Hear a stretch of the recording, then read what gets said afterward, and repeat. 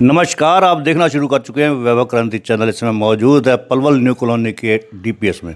हमारे साथ स्कूल की वाइस प्रिंसिपल श्रीमती नीलम सादा मौजूद है। आने वाली 9 फरवरी को तीनों स्कूलों में यानी कि बल्लभगढ़, न्यू कॉलोनी और पलवल डीपीएस में जीटीएस कार्यक्रम आयोजित हो रहा है। GTS means genius talent search exam. Madam, कितनी तैयारी है? हर साल होता है प्रोग्राम, तो क्या तैयारियां? Sir, genius talent search examination Delhi public school new colony Palwal में ऑलरेडी 2024 22 दिसंबर को हो चुका है न्यू सेशन के लिए। This is second level exam, first level is already done.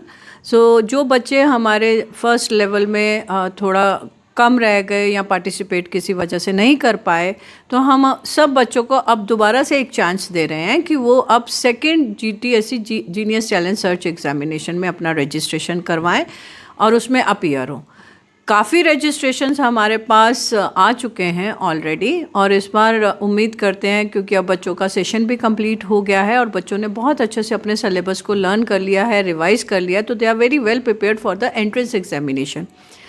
So this examination is basically admission cum scholarship examination. जो बच्चे intelligent हैं, those who have a very good potential and have been performing good, they are very much welcomed in Delhi Public School, and we have certain very special provisions for them in the admissions. So we really invite all the students from all the schools that they should come, they should get registered, and they should appear in this examination and should take the benefit of the scholarship policies and benefits from the school. अच्छा madam, एक चीज़ और बताइए कि बच्चे तो exam देंगे, बच्चों के साथ पेरेंट्स आएंगे, वो क्या करेंगे उस दौरान?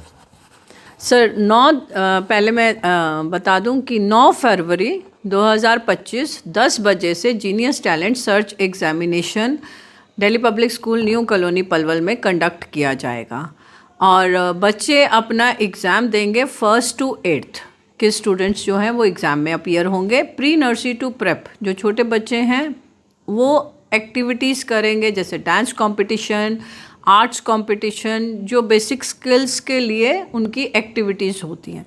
Apart from that, for parents also we have kept certain activities. Last time हमने एग्जीबिशन लगाया था, इस बार भी हम उनके लिए एक स्पेशल प्रोग्राम परफॉर्मेंसेस प्रिपेयर कर रहे हैं ताकि पेरेंट्स को एंगेज कर सकें और पेरेंट्स भी अपना एंजॉय कर सकें उस दिन जब उनके बच्चे जो हैं वो एग्ज़ाम में अपीयर हो रहे होंगे। अच्छा, क्या उद्देश्य रहता है? जैसे आप क्या विभिन्न स्कूलों के बच्चे आएंगे एग्ज़ाम देने के लिए, तो आपका खुद का उद्देश्य क्या रहता है? क्या खाली करीम लेते हैं या कोई भी बच्चा अच्छा स्टूडेंट है तो उसको आप एडमिशन में फैसिलिटीज भी देते हैं?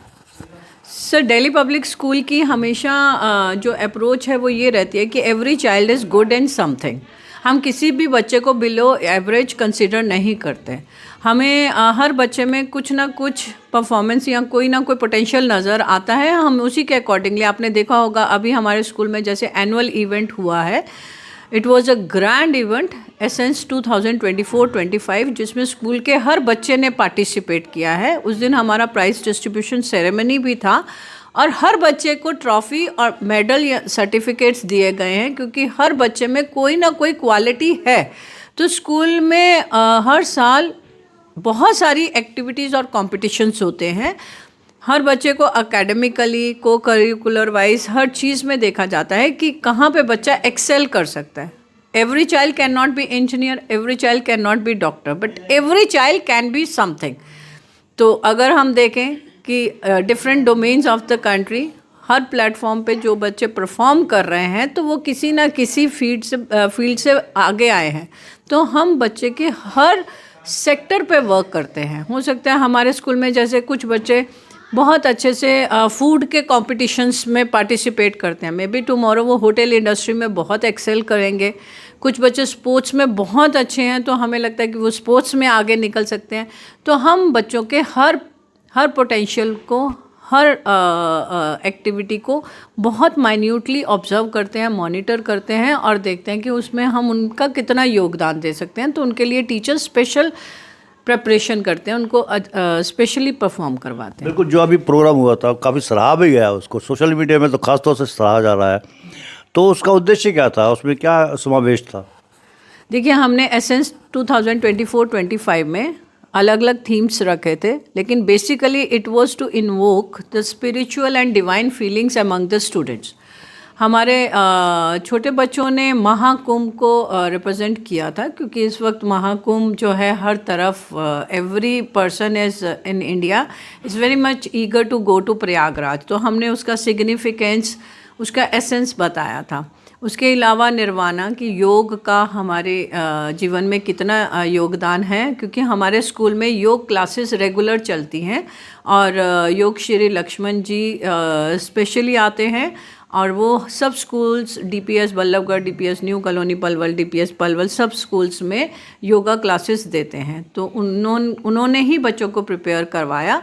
तो योग में हमने उनको दिखाया निर्वाणा में कि भगवान की स्तुति और मेडिटेशन हमारे में कितना चेंज ला सकती है, हमारी कंसंट्रेशन किस तरीके से स्ट्रांग हो सकता है, हमारा पेशेंस, हमारी कैप्चरिंग पावर, रिकैप्चुलेशन किस तरीके से स्ट्रांग हो सकती है।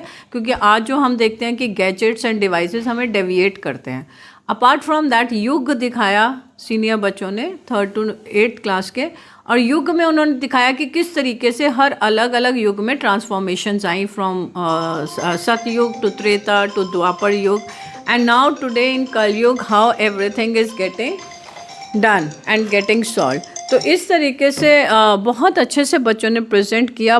बहुत हर पेरेंट का योगदान था, सब पेरेंट्स आए, बहुत अच्छे से उन्होंने सराहा। आज भी मेल्स आते हैं, हमें मैसेजेस आते हैं कि प्रोग्राम इतना अच्छा रहा कि दे वांट कि something of this sort should be repeated again. बहुत ही अलग थीम था और बच्चों ने इससे बहुत कुछ सीखा, कि जैसे हमने युग में भी दिखाया कि एजुकेशन सतयुग में कैसी थी और आज के युग में कैसी है। विमेन एम्पावरमेंट, विमेन को कैसे सतयुग में, द्वापर में किस तरीके से ट्रीट किया जाता था, आज कैसा, और बेसिकली नेचर को सतयुग में किस तरीके से पूजा की जाती थी, और आज हम नेचर की तरफ किस तरीके से अप्रोच, क्या हमारा परसेप्शन रहता है। तो वो सब चीज़ें हमने इसमें दर्शाई, और एक मतलब कि प्रोग्राम बंधा हुआ, जैसे ऑडियंस बंधे हुए थे लास्ट तक, और उन्होंने पूरा फंक्शन देखा और बहुत अप्रिशिएट करा।